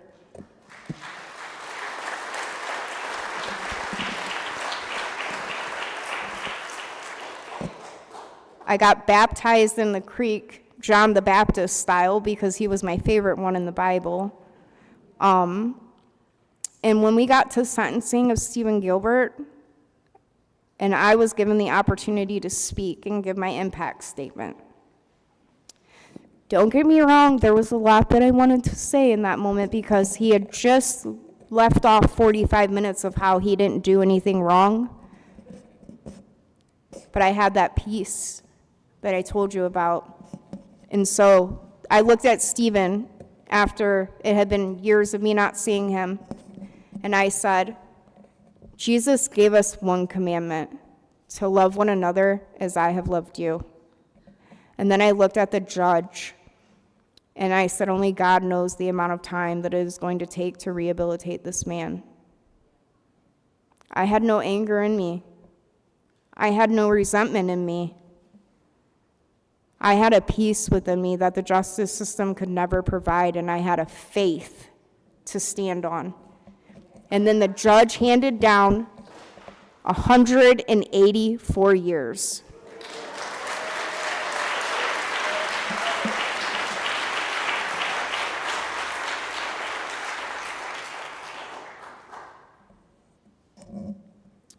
And so I just wanted to come back here. First of all, it's an honor for me to even be back in Warren and doing this. And if you had the, privilege, I say that word lightly, that's a joke, of knowing me back when I lived out here, I probably am way different right now than when you knew me back in 2018, 19, or 20. And thank God for that, too. We are indeed the hardest population of people to work with. We are. It takes a very, very long time to build a rapport and build a trust with somebody like me. And even then, you still have doubts. You still wonder when the other shoe is going to fall and when you're going to get hit. What's in it for you? I'm being used in this equation. There are a lot of things that I'm still working through today. And I don't think the journey for me of healing is ever going to end, because it's so much to unpack, and I feel like every time I unpack one thing, another thing comes to the forefront. But I will never stop being a fighting force in this work. Let me tell you, the greats, Martin Luther King Jr., Harriet Tubman, at the moment when they were in their prime and they were speaking the work that they wanted, they were hated. Why? Because it was controversial. They rubbed people wrong, and anytime you have change, you have friction and you have tension, right? They were hated in those moments. It's only now that we acknowledge and recognize the work that they actually did, and I fully believe that that is going to be Brittany Oldfield 70, 80 years from now for the work of anti-human trafficking.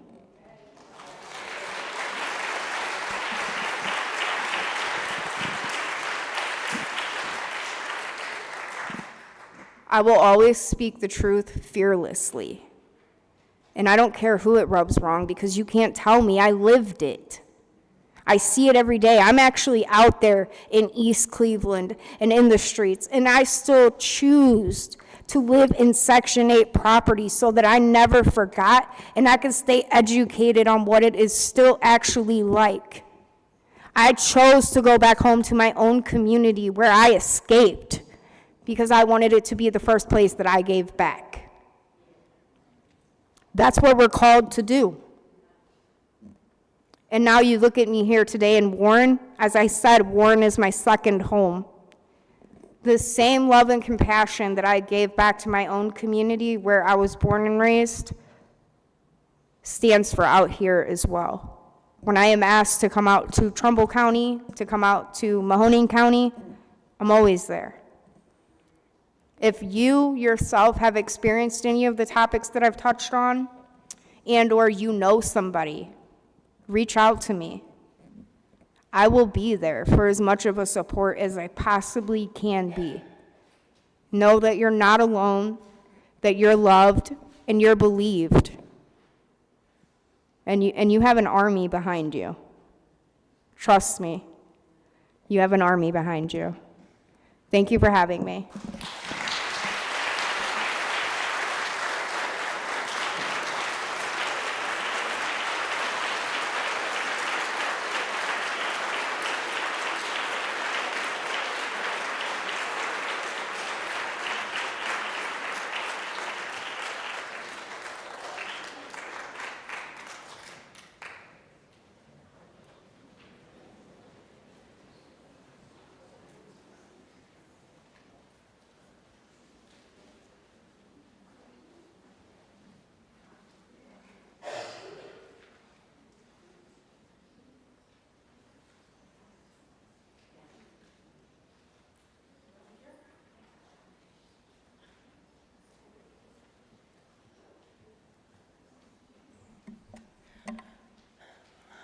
Good evening.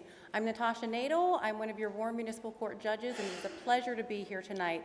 I got up earlier because I was hoping I'd have the opportunity to introduce Brittany, and she walked up as she was walking down, but I want to say, when you said that the jurors called you a hero, I always take notes. I like to take notes on what everyone's saying. I had already written down hero because I wanted to have the opportunity to tell you either up here or after we're done here that you are truly a hero. Before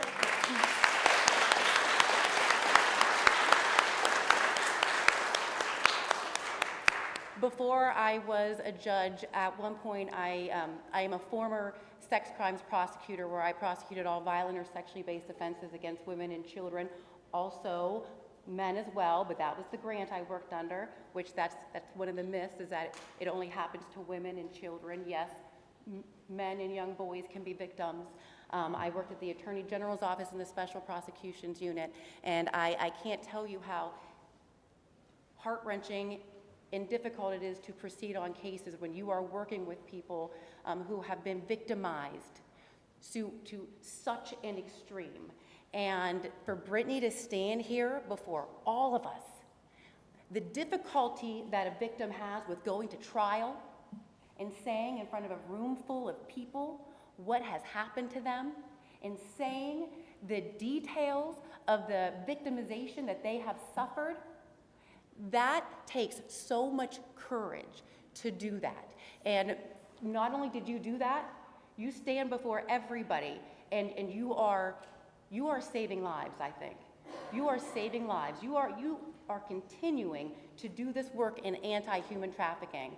And I want to acknowledge that right now, because I have been through many trials with victims, and the way that you stood up here just told everyone, truly, I want to give you a round of applause for you are saving lives.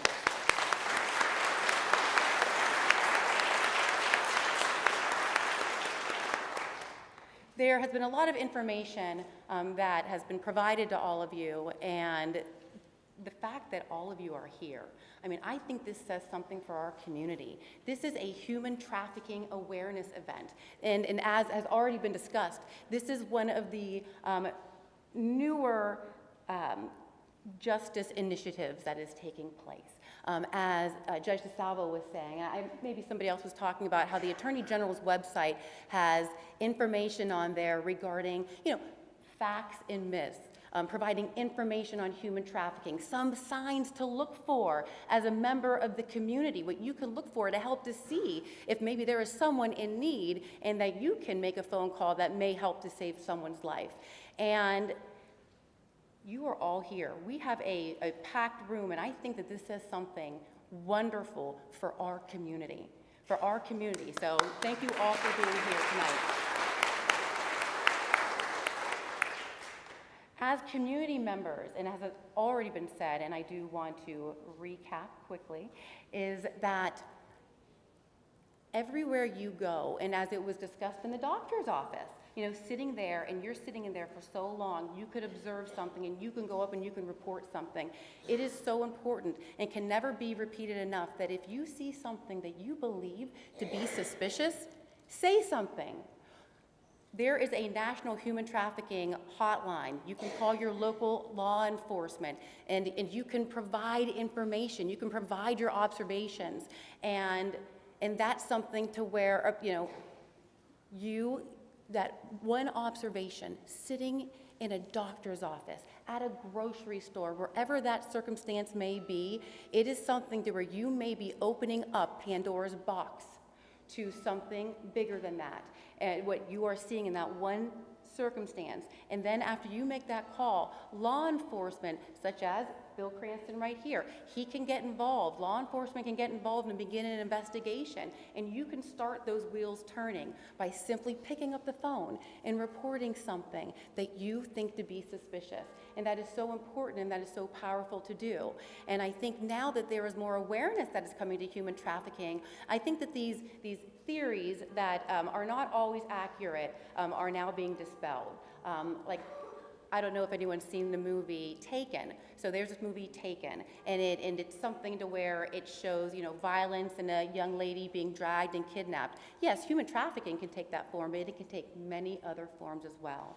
People don't have to be, as you heard, locked in a basement. Yes, there was a house that had padlocks on it, but it can take so many different forms. And human trafficking can not only be overt violence, but it can also be subtle, slight, psychological, or emotionally powerful. Something that, coercion over an individual that gets them to submit. And it's not voluntary. It may seem to the naked eye as if a person's sitting next to someone else, as was described at the doctor's office, where the woman was coming in and she came back the second time. She's walking in with the individual, she's there, and then the doctor in the second visit was alerted to a circumstance and looked into that further. So it can be something to where it's not what we would originally think, right? So it's just really important, I think, to familiarize ourselves with what does it possibly look like.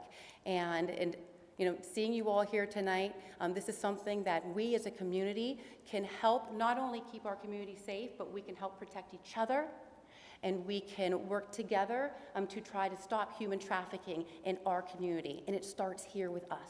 with all of you being here. So thank you all so much for being here tonight. We really appreciate all of you being here, and so thank you again.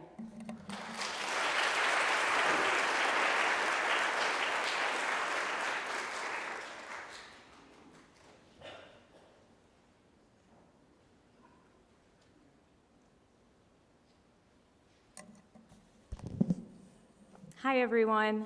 My name is Lindsay Naples, and I'm the incoming president for AAUW and this evening's event committee chair. I would like to say a few thank yous before we dismiss tonight. To all the speakers, especially those who have agreed to help us on short notice due to unforeseen circumstances, and for sharing your experiences and expertise in the field of human trafficking. Thank you for bearing with us as we had to make some changes to our agenda. You are an invaluable resource to our community and this mission, and we wish you the best in your continued efforts to fighting against human trafficking. Can we give them another round of applause, please?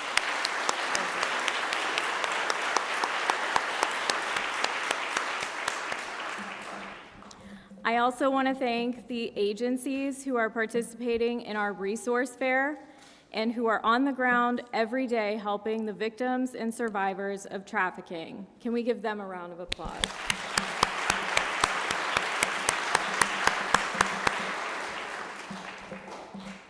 To St. Paul for allowing us to have our event in this beautiful space so that we could bring this information to the community. AAUW members, as this event wouldn't have been possible without you. Your time and dedication in planning, promoting, and facilitating this event has been amazing to witness and be a part of. Thank you for your encouragement and faith in me as your event committee chair.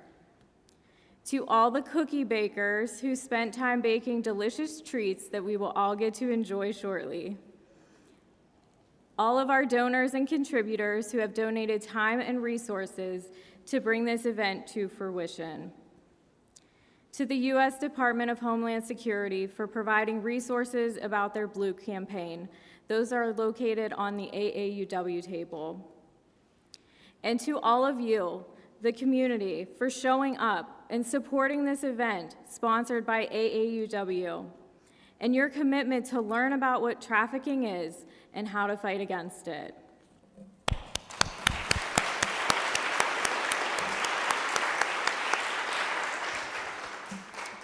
I have just a few announcements for you. If you wish to give a donation, if you are inclined after what you've heard tonight, we have a lot to think about, a lot to do in support of the fight against human trafficking. We, AAUW, encourage you to give your donation to any of the speakers up here in their work involving human trafficking or to any of the resource tables out in the lobby. We invite you to visit our resource fair and have a cookie reception in the fellowship hall. These agencies are the ones that provide assistance to victims and survivors of all kinds of trauma, a lot of which happens because of or in conjunction with human trafficking, as we heard tonight.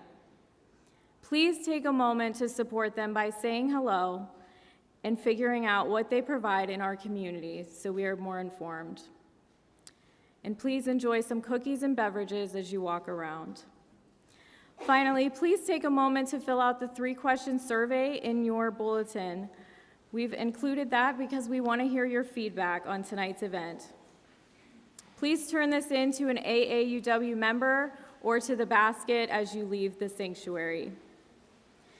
Thank you again for attending tonight's event. AAUW is so appreciative of your support.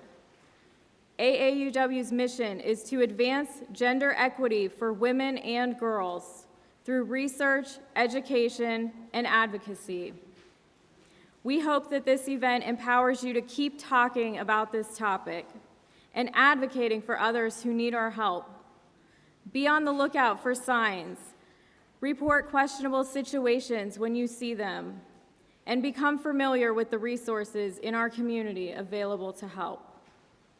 Have a wonderful evening. Thank you for coming, and please be safe driving home.